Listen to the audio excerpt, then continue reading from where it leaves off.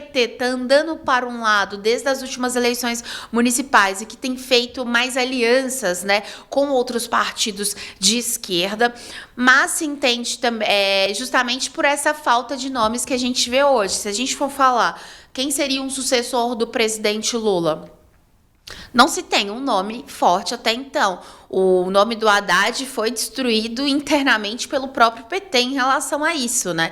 Então, há essa preocupação não só com as eleições de 2026, mas de ter uma renovação interna também dentro do próprio PT. O que tem sido muito difícil, como você disse, né? O Haddad, assim, ele tem colocado a cara a tapa o tempo inteiro, tem procurado responder, muitas vezes acaba com aquela linguagem dele ali mais técnica, confundindo mais do que explicando, mas tem colocado a cara a tapa sempre e tem sido alvo constante de críticas exatamente pela oposição saber que ele é um nome que geralmente é indicado ali para vários momentos difíceis, como foi indicado para ser candidato no período em que o presidente Lula estava preso.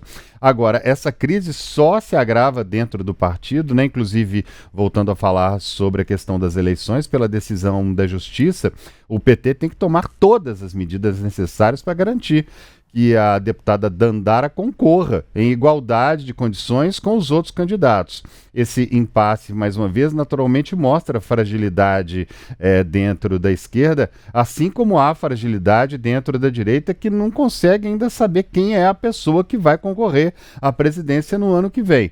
Bolsonaro inelegível, Tarcísio não foi indicado, busca a indicação dele, Tarcísio de Freitas, né, o governador de São Paulo, busca a indicação do ex-presidente Bolsonaro, e a coisa está caminhando sempre assim. Lula é a única alternativa para concorrer pela esquerda, porque não se forma outro nome. Por outro lado, na direita tem vários pássaros já pousando ali em torno da comida ali para tentar pegar um pouquinho, para ver se consegue no ano que vem ter um nome indicado pelo ex-presidente Bolsonaro, mas tem impasse de um lado, tem impasse de outro, e aqui a gente está aí há pouco mais de um ano das eleições e não se sabe direito qual vai ser o cenário no ano que vem. Lembrando sempre, né, Francine, que o cenário pode mudar de uma hora para outra, porque, afinal de contas, hoje em dia, com a divulgação tão rápida que acontece pelas redes sociais, pode surgir um nome de uma hora para outra e a gente não faz nem ideia se esse nome é conhecido ou não é por enquanto, né?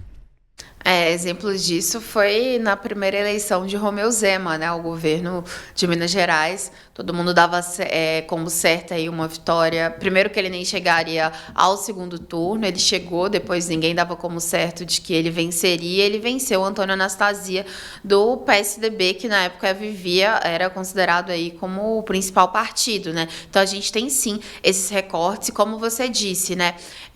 A situação do PT é um pouco mais complicada, porque pelo menos na direita você tem outras possibilidades, né? Você tem, o que não falta é nome, né? Nessa direita e nesse centro também, porque há ali os de centro que flertam com a direita justamente pensando em votos herdados de Jair Bolsonaro, não querem ali a rejeição dele, mas querem sim esse capital político, né? Esse eleitorado mais fiel a ele. E, por outro lado, a gente vê que o PT, ele tem patinado em relação a isso, né? Quando a gente vê que as tentativas para que um outro nome apareça, surja, é colocado por água abaixo. Então, o Haddad sofreu isso muito assim que chegou como ministro da Fazenda, justamente porque as ações que ele tentava implementar, tudo eram alvos de crítica dentro do próprio PT e abertamente. Então, a própria Glaze criticava o Haddad, né, quando ela ainda estava ali no seu mandato na Câmara.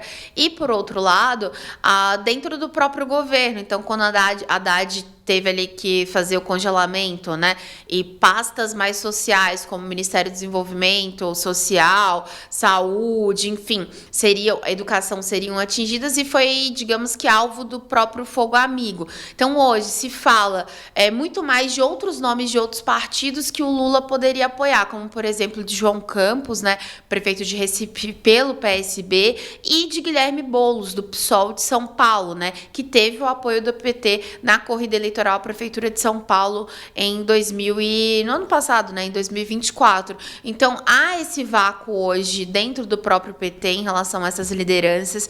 E aí, a gente fala de uma crise nacional, mas que ela reverbera nos estados, né? Então, a gente vê essa divisão no próprio PT de Minas Gerais, por exemplo, mas isso ocorre também em outros estados. Então,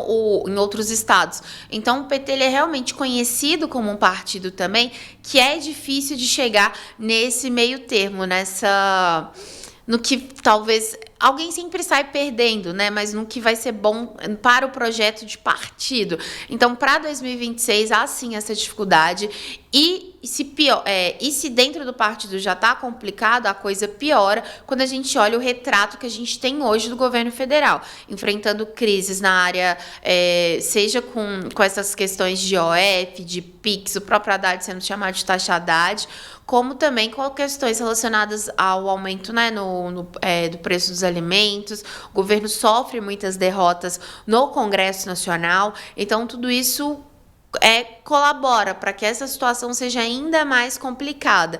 Então, o que a gente espera com uma eleição de Edinho Silva é de que esse cenário, pelo menos assim, de mudanças mais estruturais não ocorram. Ô Francine, e junte-se a isso também o fato de o PT não estar se entendendo muito bem até hoje com a comunicação, né? Então tem crise interna, tem pessoas ali sendo metralhadas de um modo geral pela direita e até por gente que é apoiadora do partido, muitas vezes tem feito críticas graves. Junte-se a isso o fato da comunicação do PT estar pendengando, né? Tá caminhando, passos, um tropeço um depois do outro. Eles estão tentando fazer uma mudança, porque afinal de contas, se o partido do presidente da República não consegue conversar com o povo de uma forma clara, é muito claro que isso só vai trazer prejuízo para o partido, né?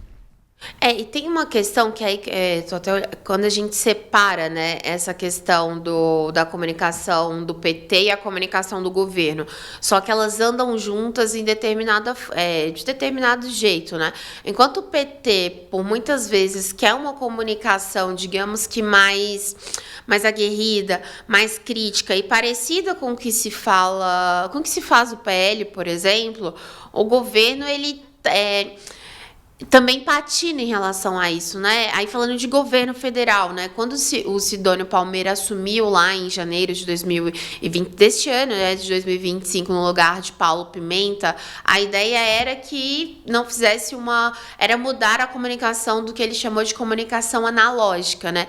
Porque a gente tem uma direita hoje, a gente já falou aqui em outras oportunidades, mas que aproveita muito bem esses espaços na internet e se posiciona em relação a isso e que viraliza e que consegue fazer com que sua mensagem chegue até onde eles querem, né, que essa mensagem chegue. A gente tem um um governo, que começou a fazer isso agora mais recentemente. Começou por onde? Justamente via partido, via PT. Então a gente vê uma mudança nesse sentido, principalmente desde a semana passada, né? A gente viu essas tentativas e algumas delas foram bem sucedidas.